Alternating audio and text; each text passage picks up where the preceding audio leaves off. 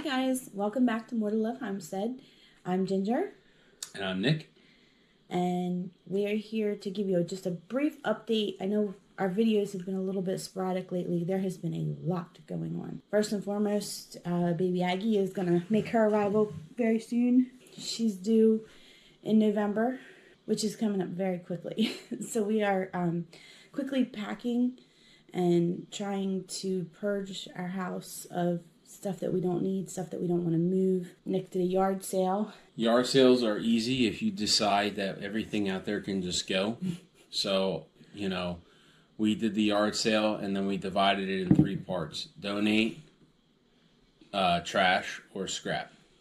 And then they left accordingly. Nothing was left from that first yard sale. That's the way you got to do yard sales when you move. And I have been busy. We'll probably throw some pictures in here. Our bathroom is almost completely packed, which I thought was going to be probably the easiest room to pack because I already had everything pretty much in boxes labeled, and all I had to do was stick them in clear totes so that we could still find stuff because we still have to live here for a few months and be able to get into stuff. Kitchen the same way. Our big storage hutch has been completely emptied out, and it's actually not here anymore. So my pantry is gone and has been replaced by clear totes, and that's been fun. So other things that have been going on, Nick started processing our meat birds. And how many did you do? Time is a valuable resource. So I work 6 days a week, so really is kind of 7. But I put Saturday as the dump day and that kind of thing because dump's open. So Sunday after church is the designated time to process, whether it's rabbits or chickens, it doesn't matter, or turkeys. It's usually 99% of the time it's Sunday.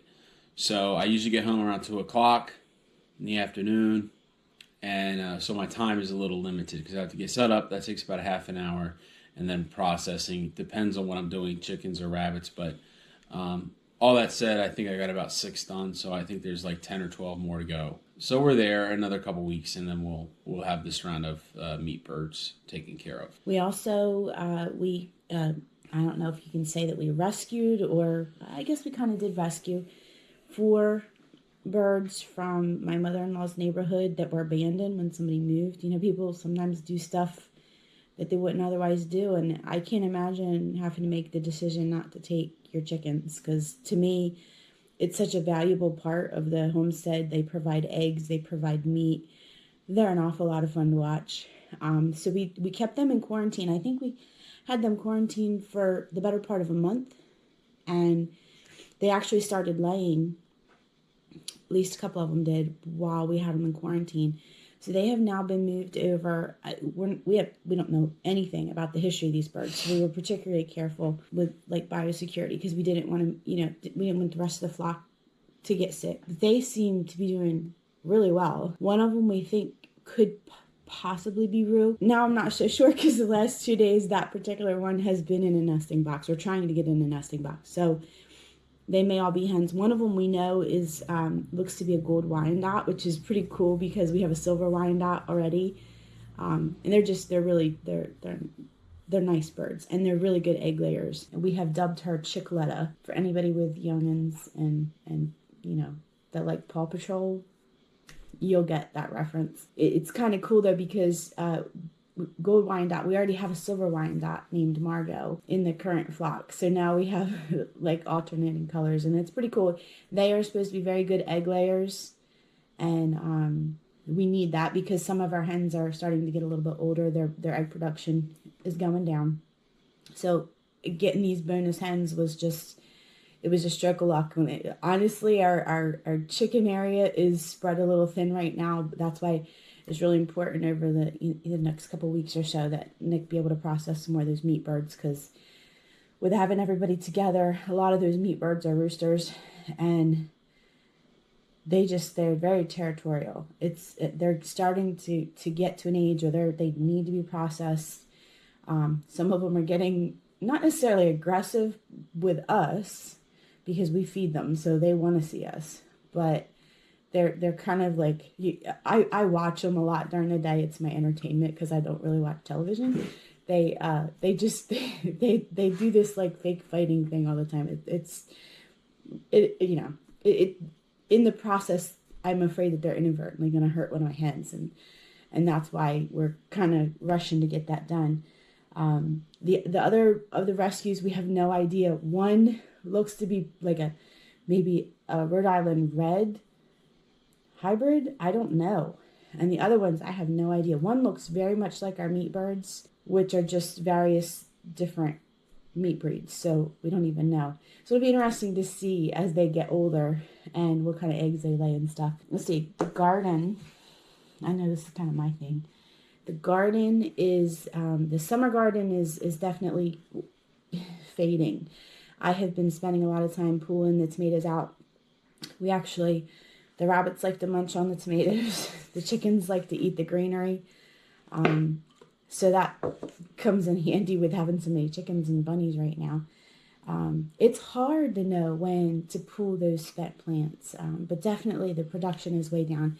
So I had already started back in the beginning of July, some more tomatoes, some more peppers, and they're starting to look really good. So they're going in place of the stuff that we're pulling out. But a lot of preserving going on. If you could smell this kitchen right now, I have spent the last 3 days cooking down chicken, and I have chicken stock that's cooling on the stove. I'm going to be pressure canning that, and the diced meat tomorrow. It'll be my first adventure in pressure canning. Wish me luck. Never done it. But this guy here found me an awesome deal on an All-American, which I am just so tickled to try and get that going. But today also we had some herbs drying. My basil is finally kicking in. Oregano's been going strong all summer, and I already have quite a bit of that dried to use, but I like oregano, so I said let me do some more. Probably still gonna get some rosemary. I wound up with one rosemary plant, and potentially some sage, although the bunnies have been snacking on that quite a bit, so I don't know. Last year I did like lemon balm and peppermint. I don't know if I'm gonna have enough time because I want to get my dehydrator packed up soon. We've had some go rounds with the groundhogs this year with the garden. A couple. Yeah, you got to kind of just, this is, I'm going to word this in a very special way because there are some people who, and I know people, by the way, I'm not just saying it's some people out there. I know people who will relocate them, quote unquote. But they relocate them out here where we're located. Well, yeah, I mean, and I also know other people who locate them way further out than we are here. Even then, one of two things is going to happen. Either they're going to come back, or they're going to come back with friends. So when we get groundhogs, they go to Jesus camp because the problem with them is a couple things. One is they can hurt the chickens. The other problem is that they eat all your vegetables. And the third, maybe the worst problem, is that they can destroy buildings. They get under them, they mess with the foundation. There's a small wooden shed outside. We don't really use it much. There's just really empty bins in there right now. They've been under that for years, and it's stable. It's not going to fall, but you can tell underneath the foundation's been messed with because that's what they do. So when you see them, you got to catch them and get rid of them. Yeah, they definitely. I did pink oxheart tomatoes this year because I really like the real thick, beefy paste tomatoes. I did Amish paste, which they did really well. But the pink oxheart, just where they were located, they ate all of my first tomatoes. And it really made me so sad because I was watching these tomatoes like starting to blush. And I'm like, I'm ready to make sauce. And then I come out and it's on the ground with these huge bites taken out. And I just literally I could have cried because I was so excited. And it's one of those things that you deal with, when you're on a homestead, is you're gonna have critter pressure from time to time, and you have to learn how to deal with that. This is just one of those things with the danger that they bring to the crops and also to the animals. You have to deal with them. It's one of those hard parts of homesteading. Our sweet potato project, many of you have seen the sweet potato video that we did. I thought they were really struggling. And I really thought, well, this is going to be a flop. Turns out the groundhog was eating them. We actually watched one of them sit and just literally decimate greenery. And the greenery is not really where your harvest is going to come from, although we do harvest the greens for the bunnies, because it's another food source for them, and so we had to deal with that. So now the sweet potatoes are coming on really strong. Out front where we did the video where I was planting them, we have the beans that are in their full glory over top of the arches, and then the sweet potatoes underneath. It's just so beautiful. Just, it's so lush for such a dry summer that we've had. It makes my heart happy every time I go out there and pick beans. And even though I'm like a little worried that maybe I might be stepping on a snake underneath there, because you really can't see the ground too well because the vines have filled in so beautifully. I don't care. It's worth it. Sometimes you just have to grow something that really just looks and tastes amazing. And it's one of the fun parts of gardening, because you never know from year to year how it's going to look. And sometimes most of the rest of the garden got away from me. There's so many weeds because physically I haven't been able to be out there too much. But that particular section, it just makes my heart so happy every time I see it. This is a wax gourd that, now looking at it, I don't know if it's going to be any good. It actually came off the vine a little prematurely, which was my fault. I accidentally broke it when I was looking at it. But there's more growing. Yeah, these are what's called wax gourds. My initial experience with them was a YouTube video. It's as big as my head. Was about, yeah, and this is a small one, by the way. They actually could get, like, I even see some that are like twice that size. So, like, they can get pretty big. People make juices and stuff out of them. I don't really even know to tell you what they taste like, because I've never had one. But, again, I saw them on a YouTube video about juicing, and I'm like, let's give it a shot.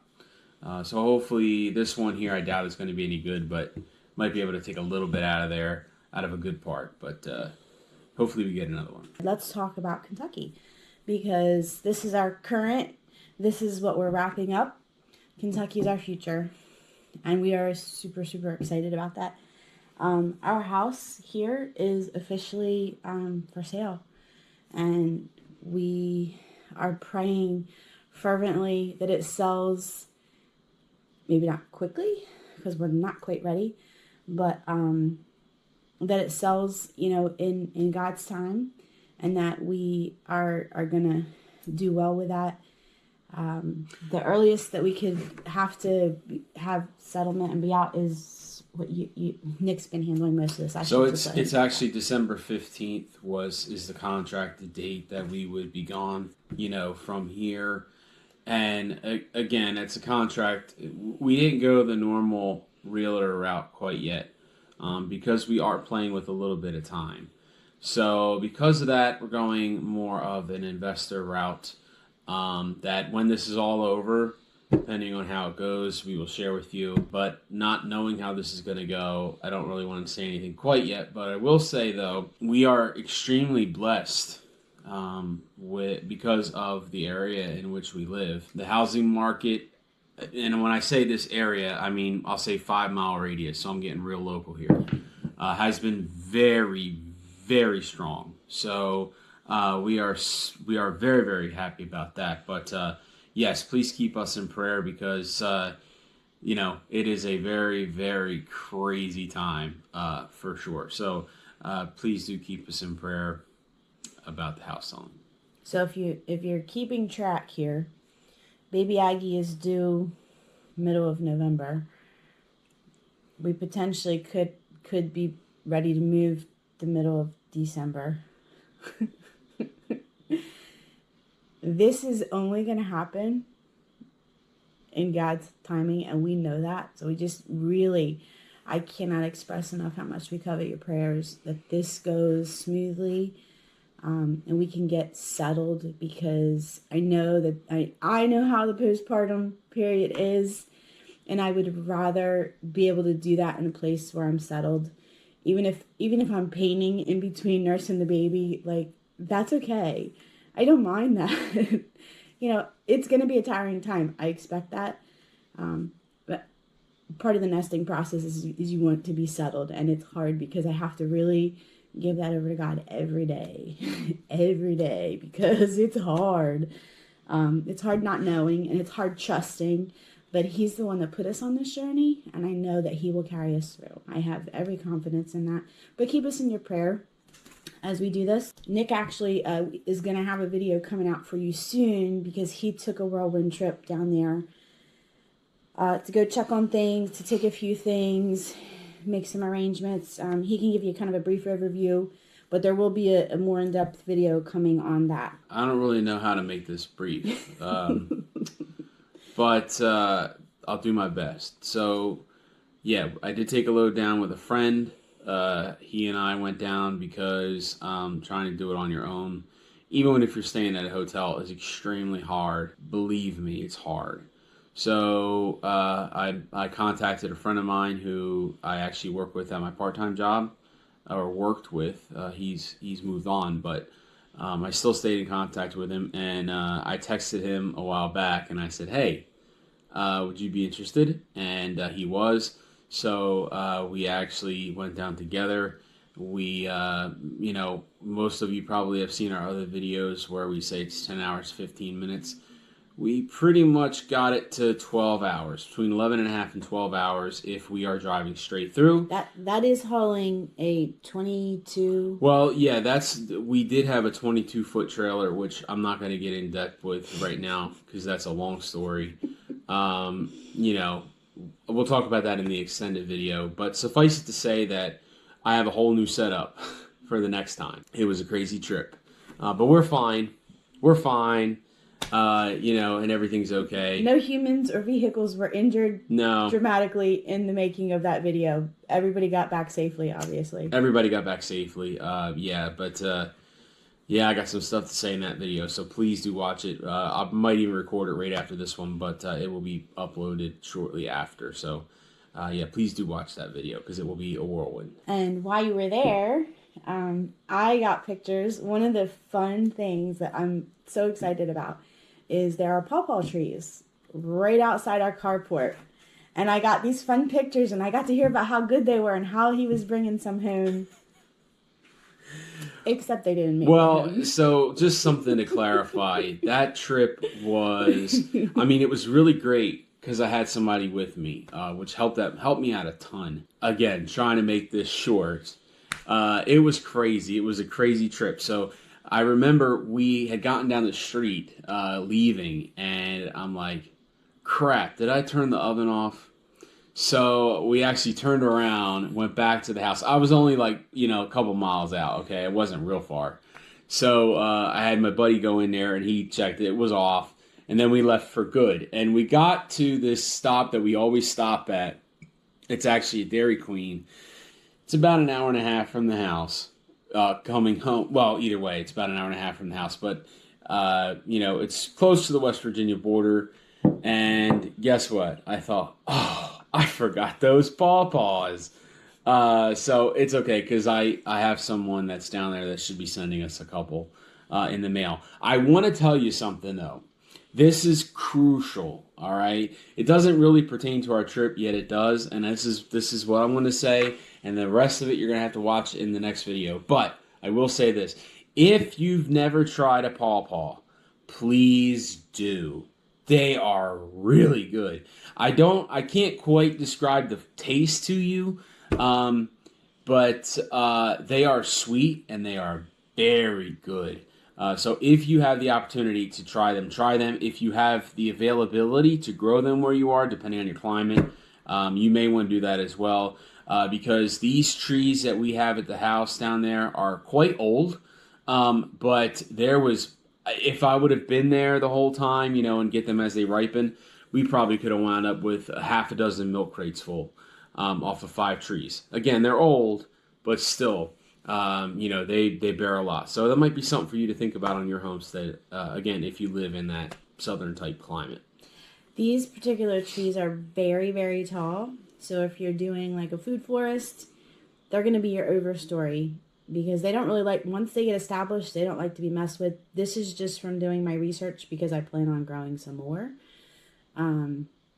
They don't really like to be messed with. So these are very tall. I would say they're probably as tall as the light pole. They're tall. They are very tall, and like Ginger said, they are a taller tree, but you only got really like branches and stuff, like the upper half. Lower half is just tree.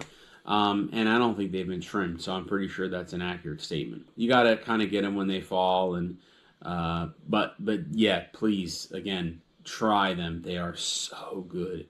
And I was actually told by someone down there that we have like the oldest ones in the area, the oldest trees in the area. So for pawpaws, so that was pretty cool to learn while I was down there this time. Probably the last thing that we want to share is the other thing I was excited to get was pictures of the clear and video, which will that may be part of his trip video, or it might be a completely separate video. I don't know, but the clearing that has been done and the view from the top clearing.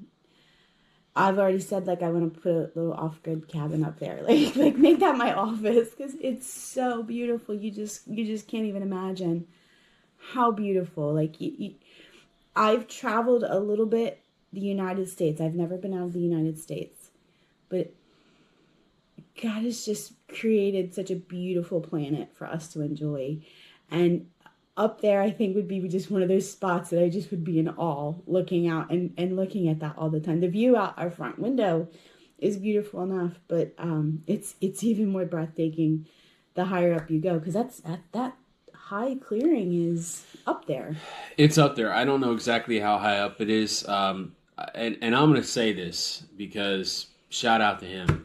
Shout out to Bailey's Excavating in Southeast Kentucky. My goodness, they are just fantastic. He actually met me there when we were down there just to go over some things. But I will tell you guys, I mean, from zero, from ground level, that all the way up to our top clearing is probably 600 feet or so, maybe 7, somewhere in there.